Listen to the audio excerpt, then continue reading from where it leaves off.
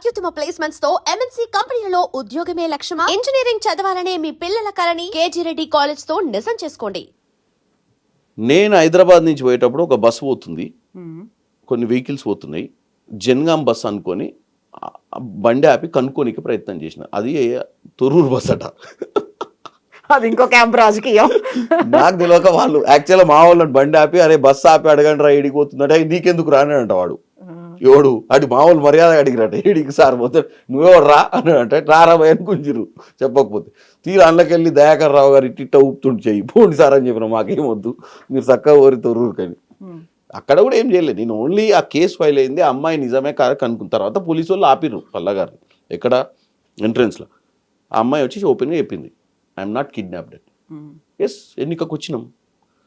కానీ ఆ రోజు ఏం జరిగిందంటే పల్లాగారే మా దాంట్లో ఇద్దరిని కవర్ చేసిండు. ఆ రోజు ఎన్నిక జరుగుంటే మేము పల్లా మేనేజ్మెంట్కి దెబ్బతినేటోళ్ళం. ఇప్పుడు తెలిసింది మా 16 మంది అభ్యర్థులను లోపల పంపించేటప్పుడు ఒక ఆమె మీద మార్నింగ్ బ్రేక్ఫాస్ట్ మీటింగ్కి నేను పోయినా. ఆమె ఏమంటుంది ప్రతిసారి అంటే సార్ మా ఆయనతో ఒకసారి మాట్లాడండి సార్ మీరు అంటుంది. నేను సీరియస్ తీసుకోలే. నాకు ఈ వాళ్ళ బస్ క్లియర్ అయ్యి వాళ్ళ 16 లోపలికి పోయి మా 16 లోపల పెట్టి ఆమె మీద డౌట్ వచ్చి పిలిచినామని. ఏం మాట్లాడాలి మీ ఆయనతో? మా ఆయనతో మాట్లాడి వాళ్ళ ఆయనకు ఏదో డిమాండ్స్ ఉన్నట్టున్నాయి, అవతల సైడ్ నుంచి ప్రొవోక్ చేసారు. అది రియలైజ్ అయినా నేను. ఆ రోజు ఎన్నిక జరిగితే డెమోక్రసీ ఆమె మా కాంగ్రెస్ అభ్యర్థి. ఆ రోజు ఎన్నిక జరుగుంటే ప్రజాస్వామ్యం కూని ఏదన్న ఉద్దేశంతో ఆ రోజు నేను 80% ఎఫ్ఐఆర్ అయింది వాస్తవమా, ఎఫ్ఐఆర్ పెట్టినోడు ఎవడు తెలుసుకోవాలని చెప్పి ఒక్క 24 hours టైం అడిగిన ఎలక్షన్ కమిషన్, అదే రిటర్నింగ్ ఆఫీసర్. ఈయన అన్నాడు కాబట్టి ధర్నా చేయాల్సి వచ్చింది. ఎందుకంటే 80% నేను జిద్దుకు తీసుకున్నా. ఇప్పుడు కనుక ఆ రోజు ఓటింగ్ అయ్యి ఉంటే we would have lost. But I don't want at any cost. అందుకే నేను సార్ 24 hours ఇస్తే నష్టమైంది. మేము 16 మంది నేల మీద కూర్చున్నాం కదా, 16 మంది అక్కడ కూర్చున్నారు, 16 మంది నేల మీద కూర్చున్నాం. మా 16 మందిని దృష్టిలో పెట్టుకోండి. 50% కింద ఉన్నాం. ఈ 50% ఏం అడుగుతున్నాం మేము, ఎన్నికను 24 hours ఆపండి. 24 hours ఏం జరుగుద్ది? ఏం జరగదుగా. ఏమైనా జరగవచ్చు కదా, ఎవరైనా ఏం జరిగింది? మా అభ్యర్థులను మేము బతలాడుకొని మా దాంట్లో మేము ఓటేయించుకున్నాము. ఏం జరిగింది? వాళ్ళ అభ్యర్థులను ఎవరిని ముట్టుకోలేము. కాకుండా ఇప్పుడు బీఆర్ఎస్ చెప్తుంది కూడా అదే కదా, ప్రజాస్వామ్యబద్ధంగా జరగలేదు, ప్రజాస్వామ్యాన్ని ప్రజాస్వామ్యాన్ని కాపాడడానికి ఒక పార్లమెంట్ సభ్యుడే నేల మీద కూర్చున్నప్పుడు నేనేమంటున్నా, నా 16 ఆ రోజే టాస్ అయ్యేది కదా, టాస్కే కదా నేను పోయింది. అంటే లక్కీ డిప్కే కదా పోయింది. అవును, ఆ లక్కీ డిప్ లో కూడా ఈ మధ్యన వీడియోలు బాగా కనిపిస్తున్నాయి. కాంగ్రెస్ వాళ్ళకి లావుగా చిట్టి పెట్టిండ్రు, బీఆర్ఎస్ వాళ్ళకి సన్న చిట్టీలు పెట్టిండ్రు కాదా. నేను పల్లరాజేశ్వరి ఎంత ముదురో తెలుసు కదా మీకు. ఇద్దరం కలిసి మీరు ఒకసారి వీడియో ఇద్దరం కలిసి నిలబడ్డాం, ఒక్కొక్క స్లిప్ చూపించారు, ఫోల్డ్ చేసారు, ఒక్కొక్క స్లిప్ చూపించి ఫోల్డ్ చేసి బాక్స్లో వేసారు.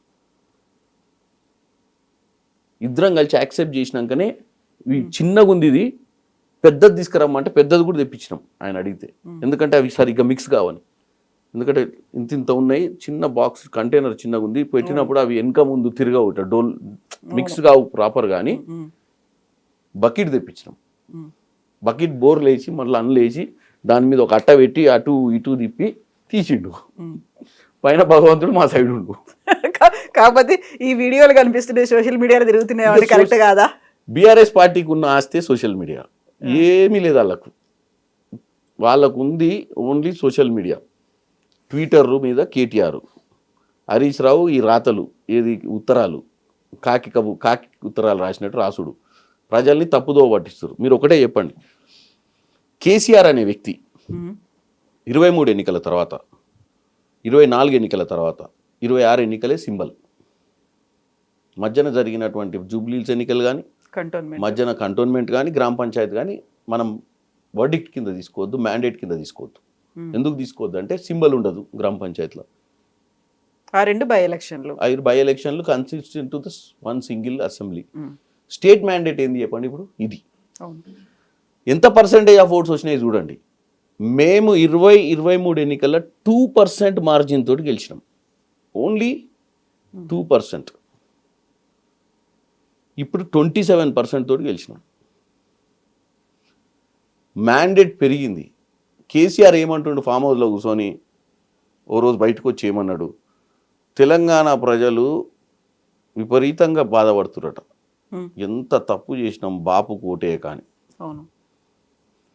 అని నిన్న నేను సామెత చెప్పిన. కృష్ణశాస్త్రి ఒక కవి, కృష్ణశాస్త్రి ప్రజాకవి. అంటే కృష్ణశాస్త్రి సోకాల్డ్ ఈ హిమ్సెల్ఫ్ పోర్ట్రేడ్ యాజ్ ప్రజా సమస్యల మీద కవిని అని. ఉమ్, కానీ ఆయన కవి ప్రజా సమస్యల మీద, ఆయన సమస్యల మీద ప్రజల సమస్యలు అనుకొని అవే కవిత్వాన్ని రాసి ప్రజలు ఇట్లా ఫీల్ అవుతారు అని చెప్పినటువంటి వ్యక్తి కృష్ణశాస్త్రి. ఉమ్, కృష్ణశాస్త్రి సొంత సమస్యలను ప్రజా సమస్యలు అనుకోడు, ఈయన ఫీల్ అయ్యేదల్లా ప్రజలు ఫీల్ అవుతారు అనుకోడు. ఇంకో కవి ఉన్నాడు శ్రీశ్రీ, వాస్తవంగా ప్రజల్లో ఉన్న ఇబ్బందులను తీసుకొచ్చి కవిత్వాన్ని రాసి చైతన్యవంతుల్ని చేసిండు. ఈయన కృష్ణశాస్త్రి లాంటోడు. ఈయన ఫామ్ హౌస్లో ఈయన ఫీల్ అయ్యేది ప్రజలు కూడా అట్లా ఫీల్ అవుతారు అని ఈయన ఇమాజినేషన్ అది. ప్రజలు పాపం అన్నం తింటురో లేదో నాకు ఓటేయక, ప్రజలు 3 పూటలు బతుకుతారు, ప్రజలు బట్టలు కట్టుకుంటురో లేదో, ప్రజల పిల్లలు చదువుకుంటురో లేదో, రాష్ట్రం ఎటుపోతుంది, ఎందుకంటే బయటకు వస్తలేడు కదా, అంతర్మదనం పడుతుండు ఎట్టోడిపోయినా అని తెలియక. ఆ ఫ్యాన్ చూసుకుంటా వంటుండు రోజు. దాంట్లోనే అన్ని చక్రాలు తిరుగుతున్నాయి ఆయనకు. జనం ఏమనుకుంటారు, అదేమనుకుంటారు అని చెప్పి బయటకు వచ్చి జనమంతా బాధపడుతున్నారు. ఆయన జనాన్ని కలిసింది లేదు, అసెంబ్లీకి వచ్చింది లేదు, జనం మధ్యన పోయింది లేదు, జన సమస్యలు తెలుసుకుంది లేదు, ఎవడు ఎట్లా బతుకుతో చూసింది లేదు. యాక్చువల్గా ఆయనంతలో ఆయన జైలు నిర్బంధం చేసుకుంటు, ఓటమి తర్వాత శిక్షించుకుంటు. నా 10 ఏళ్ళ అధికారంలో నేను ఏమేమి చేసినా రివీల్ చేసుకొని కుంగిపోతున్నాను. బ్రహ్మాండంగా నన్ను అసలు ముఖ్యమంత్రి చేసిరు కదా, మంత్రి పదవి అని చంద్రబాబు నాయుడు దగ్గర నుంచి వచ్చి ఏదో మాయమాటలు చెప్తే నాకు ముఖ్యమంత్రి పొజిషన్ ఇచ్చిర్రు. చక్కగా చేసుకుంటే అయిపోయేది. ఈ పోరాగాలను అమెరికాలో ఉంచితేనే అయిపోయేది. ఈ అవలాగాలను తెచ్చుకున్నా నా మొత్తమే నా రాజకీయంగానే దెబ్బతీసిరు వీళ్ళు చేసిన దోపిడికి. Actual KCR compare to KTR, Harish Rao, వాళ్ళ కుటుంబ సభ్యుల సంతోష్ రావు, ఉమ్, వీళ్ళందరూ, కవిత, వీళ్ళందరికంటే KCR is far better leader. అవునా, ఎందుకట్లా? అంటే కరప్షన్ అంత ఎత్తున చేయాలనుకోరు, రాజకీయాల కోసం కరప్షన్ చేయాలనుకుంటారు కానీ ఉమ్, వీళ్ళు మొత్తం దాచుకుందామన్న ఆలోచనలు వీళ్ళు. మీరు ఒక్కటే గుర్తుపెట్టుకోండి, చంద్రబాబు నాయుడు మన జనరేషన్ల లీడర్. చంద్రబాబు నాయుడు, వైఎస్ రాజశేఖర్ రెడ్డి, కేసీఆర్, అంతకుముందు ఉన్న లీడర్లకైతే అసలే లేదు. ఎన్టీ రామారావు, నేదురుమల్లి జనార్దన్ రెడ్డి, కోట్ల విజయభాస్కర్ రెడ్డి, అసలు వాళ్ళే తలుచుకుంటే ఈ భూములు ఏముందండి, ఈ కోకాపేట ఏంది, ఈ హైటెక్ సిటీ ఏంది, మొత్తం ఆర్డీఓలను ఎంఆర్ఓలను పిలిచి మొత్తం రాయించుకుందరు కదా, రే గెట్లు కట్టుర్రా పోయాను. అప్పుడు ఆ రోజుల్లో ఏముండే, ఎవరికి చదవచ్చు, ఎవరికి తెలుసు రెవెన్యూ అంటే. బట్ రేవంత్ రెడ్డికి రియల్ ఎస్టేట్ మొత్తం తెలుసు అనేదే కదా.